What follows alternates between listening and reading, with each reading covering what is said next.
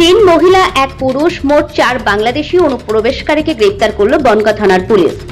উত্তর চব্বিশ পরগনার বনগাঁ থানার পুলিশ মঙ্গলবার সকালে টহলদারি করার সময় বনগাঁ মতিগঞ্জ এলাকায় 3 মহিলা ও এক পুরুষকে ঘোরাফেরা করতে দেখে সন্দেহ হয়। তাদেরকে আটক করে জিজ্ঞাসাবাদ করে বনগাঁ থানার পুলিশ। জানতে পারে ধৃতরা চৌরা পথে বাংলাদেশ থেকে ভারতে এসেছে। ধৃতদের নাম সুমি মোল্লা, সাবিনা মোল্লা, আরিফা মোল্লা, বিপ্লব মোল্লা। ধৃতদের বাড়ি বাংলাদেশের যশোর ও নড়াইল জেলাতে। কাজের খোঁজে তারা চৌরা পথে বাংলাদেশ থেকে ভারতে এসেছিল বলে পুলিশ সূত্রে খবর।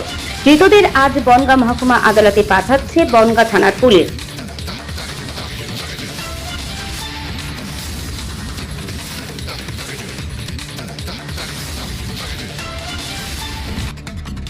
তিন মহিলা এক পুরুষ মোট 4 বাংলাদেশি অনুপ্রবেশকারীকে গ্রেপ্তার করল বনগাঁ থানার পুলিশ। উত্তর চব্বিশ পরগনার বনগাঁ থানার পুলিশ মঙ্গলবার সকালে টহলদারি করার সময় বনগাঁ মতিগঞ্জ এলাকায় 3 মহিলা ও এক পুরুষকে ঘোরাফেরা করতে দেখে সন্দেহ হয়। তাদেরকে আটক করে জিজ্ঞাসাবাদ করে বনগাঁ থানার পুলিশ। জানতে পারে ধৃতরা চৌরা পথে বাংলাদেশ থেকে ভারতে এসেছে।